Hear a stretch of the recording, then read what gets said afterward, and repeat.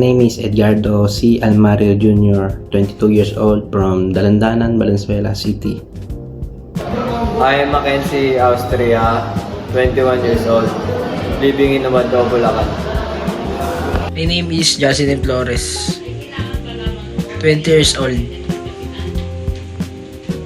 from San Jose del Monte, Bulacan. Hello, my name is Jumar Gineba from BSMT-15 and I'm from Karuatan, Valenzuela City. My name is Jalen Mar Soriano. I am from Santa Ignacia, Tarlac, and I am 20 years old. Our Lady of Fatima University Vision, a premier inclusive university of choice aspiring to improve management by developing individuals through a legacy of excellent education and compassionate value formation.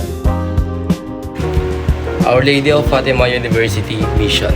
The Our Lady of Fatima University, together with Fatima Medical Science Foundation Incorporated, is dedicated to the improvement of man as man through the holistic formation of individuals endowed with knowledge, skills, and virtues.